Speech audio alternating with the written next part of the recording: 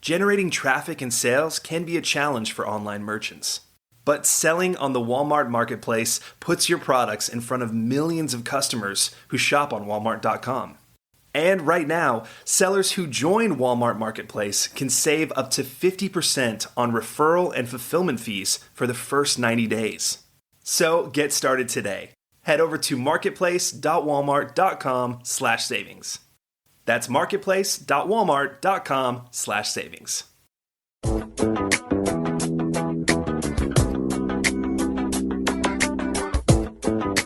Welcome to E-Commerce Conversations, a weekly podcast focusing on e-commerce topics featuring interviews with prominent people in the e-commerce space.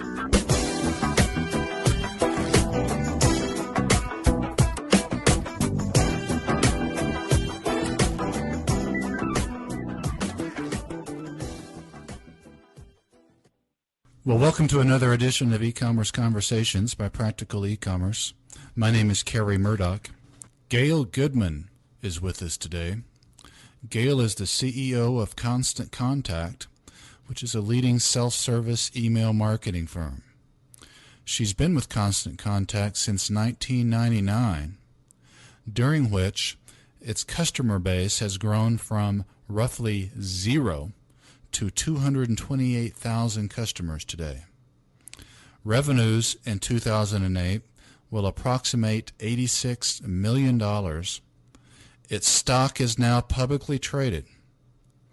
Gail is a technology innovator. She's a seasoned executive. And Gail, we want to thank you for your time today and visiting with us. Great to be with you, Kerry. Gail, our first question is the economic times that we're in right now. As we all know, the economy is slowing down. There's a downturn going on. How should marketers be looking at email marketing right now?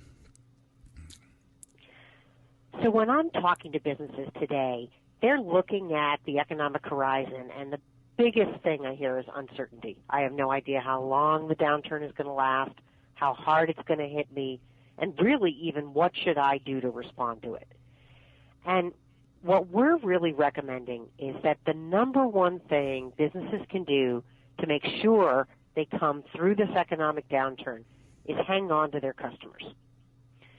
And if you haven't started building a customer list, both online and offline, this is a great time to start because communicating with your customers is much less expensive than trying to drive new business. So hold on to your customers. Email marketing is a great way to do that. But at the same time, resist the temptation to overuse your list.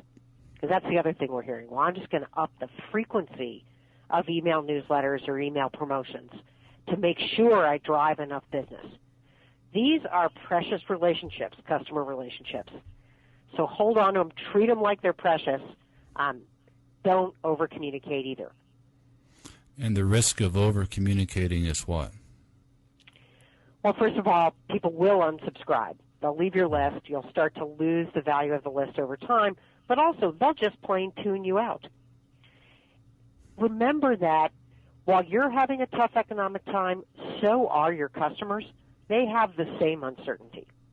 So if you can focus, particularly in your email communications, on helping them, give them inexpensive gift ideas, give them benefits that are focused on them, they'll reward you with business over time. If they think it's all about you, and that you sound desperate, they're going to tune you out. They're going to think, wow, those guys are in trouble. I'm not sure I even want to buy from them. So be really careful what you're signaling when you're not trying to signal, and make sure you're really signaling to your customers that you care about them, not just about you.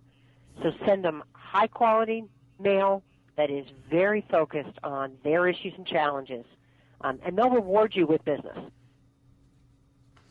Is there a benchmark open rate? Our listeners are e-commerce merchants, for the most part, that are listening to this interview.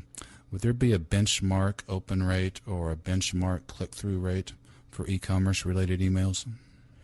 So Constant Contact doesn't publish one, so I'm going to quote some other people's statistics. But according to a 2007 Internet Retailer study, If you're a web merchant with a 25% open rate, you're doing well. And I actually think that's doing really well. So we've seen open rates, in the high teens to mid-20s these days, with click-through rates, around the 10% level. By the way, that doesn't mean that only 25% of your folks are reading. It means only 25% are reading this particular email. So if you think about your own behavior, I don't read every promotion I get from every business that I'm involved with, but when I'm interested in their products and I see the subject line, I click through. So know that just being in the inbox puts your name in front of folks' heads, assuming you have good deliverability. We can come back and talk about that.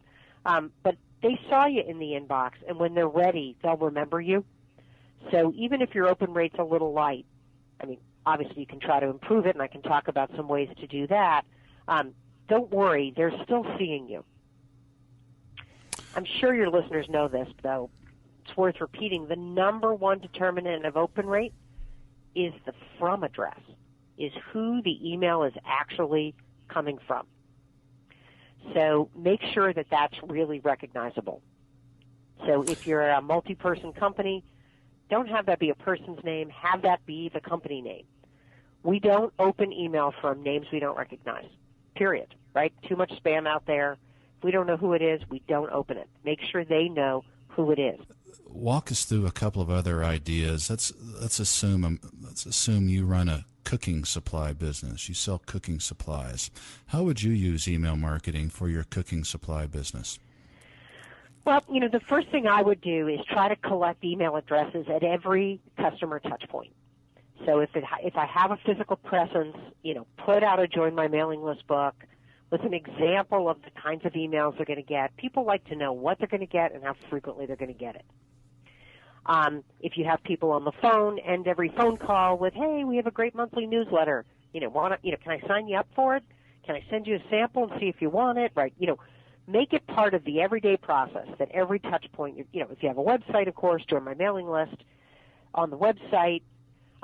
Second, really focus on thinking about the content you're going to put in that newsletter and having it be more informational than promotional.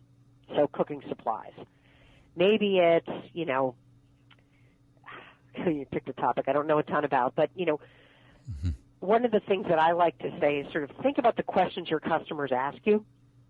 Is, copper really a problem? I'm making it up. I don't know anything about cooking supplies. Sure. Right. But use a Q&A format, use a frequently asked questions format. Give ideas for recipes for the season, right? Whatever it is that makes sense for your business. Try to make sure your newsletter is fun, entertaining, and informational. The great news is it should also be very short. Nobody likes long emails, so you really only need a paragraph or two that is helping your customers be engaged with your business. And if there's, and if the answer is you're talking about, copper versus stainless steel cookware, then you can feature, your top two offerings in each category, but it starts with information about how to make the decision about which one to buy, and that information should be valuable. The promotion is secondary. Trust me, they know you offer these products, right? The goal here is to get them thinking and engaged. That makes sense. Let's move to a question, Gail, about you in particular. Constant Contact is your company is such an innovator and a pioneer in email marketing. You're now publicly traded. Your stock is now publicly traded. I'm curious what it's like to run a public company. Mm-hmm. Well, it's interesting. Constant Contact has been growing quite rapidly. More than like 70% year over year. So That's amazing. It is really amazing. So it's more challenging to be running, I think, a high growth company than necessarily a public company. Running a public company has been a new challenge, but it's mostly about communicating with a new audience, which is Wall Street, learning their language, which is entirely different from real human beings, and learning public accounting language, which is even further away from real human beings. But it's really just learning a new audience and a new language. The great thing about being public was the resources it brought to Constant Contact. We've raised over $100 million in cash, and now, as we look at a challenging economic time in front of us, we're obviously in just a really great shape to weather anything that might come our way. The bigger challenge for me has been, really running a high-growth business and making sure that all of the team at Constant Contact, the ever-growing team, really shares the same passion for customer success that made us so successful at the beginning.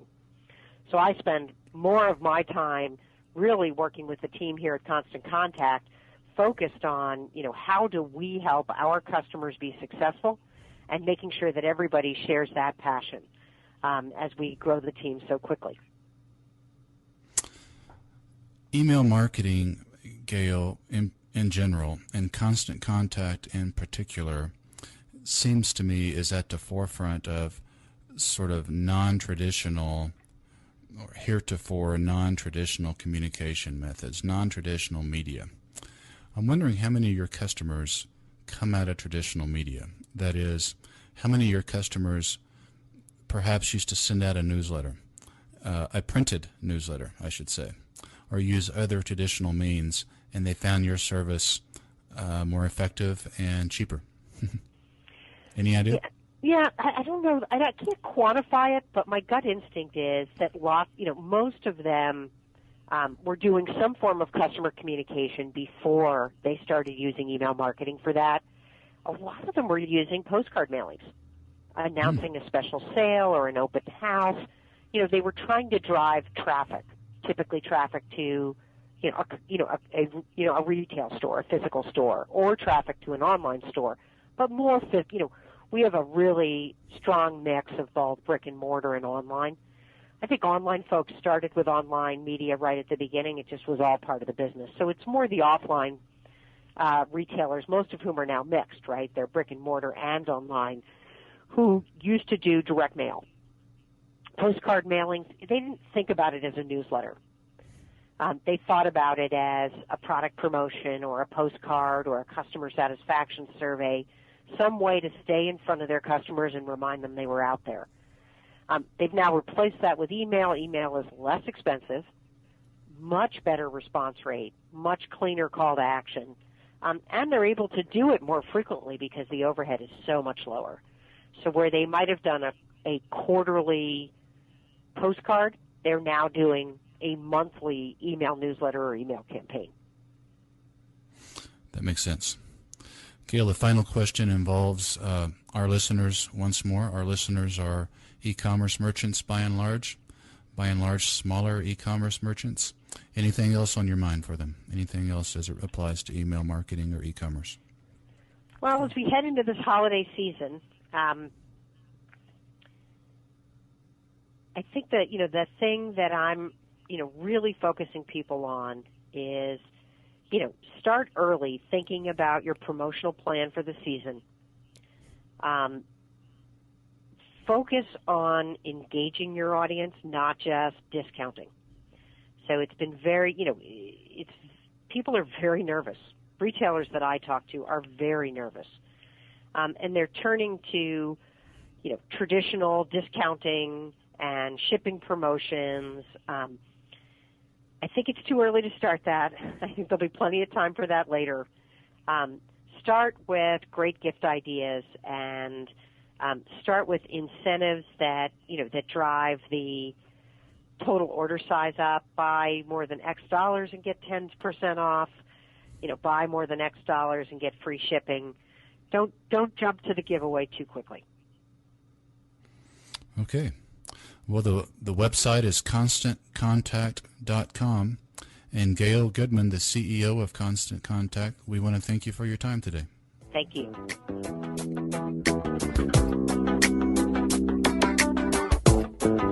That's all the time we have for this week's e-commerce conversation. I hope you enjoyed it. Please tune in next week for another new episode.